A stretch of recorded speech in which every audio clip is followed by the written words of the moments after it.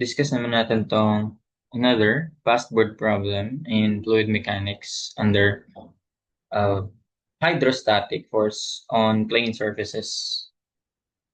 Okay, so ito ay upright, hindi siya inclined. So may nasagutan na tayong similar nito. Yung problem na yun, attach ko na lang din yung video. Vertex yung naka-flash. Kaya ganito yung figure. Now what if yung base naman yung naka-flash sa water surface? So ganyan yung figure na to.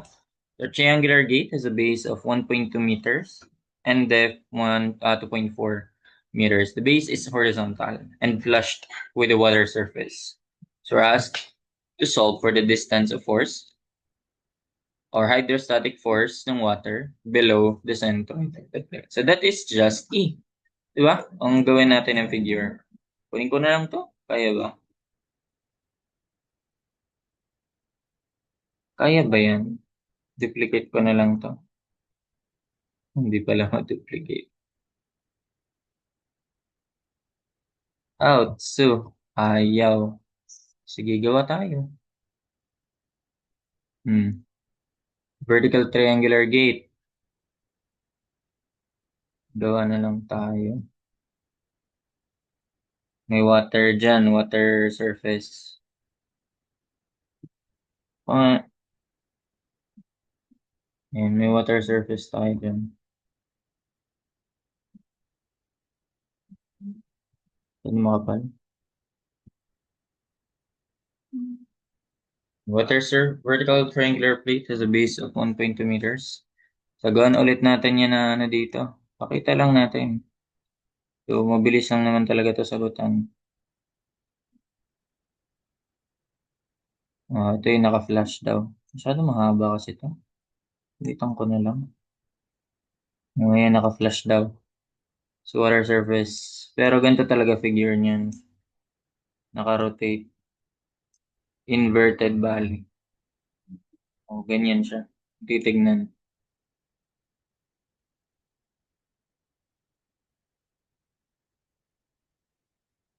Ayan. Tama ba? Pati ito ayaw makapi. Ganyan.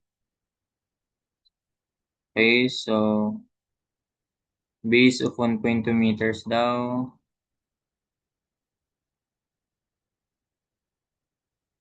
Hindi na muna natin i-substitute agad values na ito. Derive natin. And depth na 2.4 meters.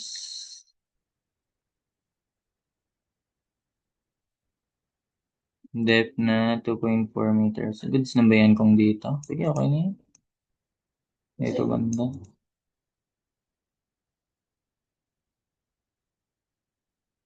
0.4 meters. Ang sabi, the base is horizontal and flush with the water surface.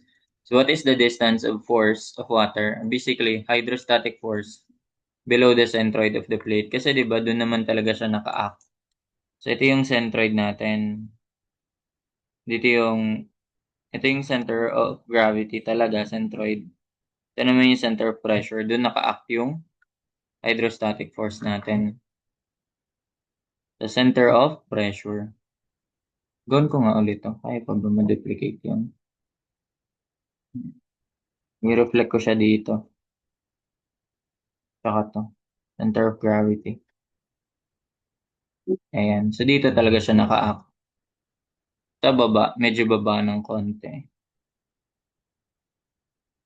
Yung center of pressure. Yung center of gravity. Okay, and that is at a distance, eccentricity. Eccentricity. Yun na yun. Yun lang tinatanong. Maganda pa sundan yung problem na yun.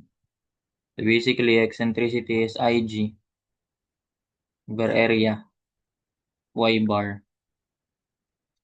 Ang Y bar niyan ay, ito lang naman yan. H bar lang din naman yun. So simply Y bar is equal to H bar. That is simply equal to, pag triangle, 1/3 ng height. Diba? 1/3 ng depth. Pag galing dito sa base. So, one-third yan. Okay nga, derive nga natin yung eccentricity na ito. So, base height cube over 36 yan, di ba? D na lang. BD cube over 36. Yan ko na lang siya isulat. Divide ko by area. 1 half base times height. Multiply ko by y bar. 1/3 ng D. Ganyan. So, ano eh, BD cube, tanggal. Tama ba? BD cube, BD squared pala. BD cube, BD squared. So, may D pa ako sa taas. Ang tanong, ano yung ratio na yan? Natamad na ako. Kalkyo ko na lang. 1/36 divide by 1/6, no? What do 1/6 nga? 1/3, 1 half times 1/3, that's 1/6. 136 divided by 1/6. 6/36 lang yun. That's simply 1/6. So, D over 6. O, yun na yun. Eccentricity. Formula. Ano yung eccentricity kapag ano? Kapag yun naman naka-flash. O, eccentricity naman ay D over 12. Height over 12. 1/12. Pag ano? Pag, tawag dito? Vertex yung nasa top. Naka-flash. Then kapag yung base naman yung naka-flash sa top, 1/6 ng depth lang.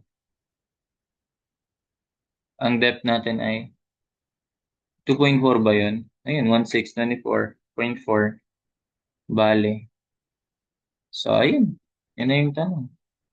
Yun na yung sagot sa tanong. Dami pang tanong dito, no? Ganda pala. Pwede rin pala yan. O, pinapahanap hydrostatic force. Pwede rin yan tanongin. O, maganda yan. So, yun lang naman tinatanong eh. Sundan na lang natin yun. Gagawa ko ng sarili kong problem sets. Then, lagay ko dun yung mga, papahanap ko dun yung lahat ng pwedeng hanapin. Para isang problem, sakop na lahat ng pwedeng itanong. Ito, pass board exam kasi yan eh. Ayan lang hinahanap eh. So, ayun. That's it for this problem. Hope you learned something. Thank you.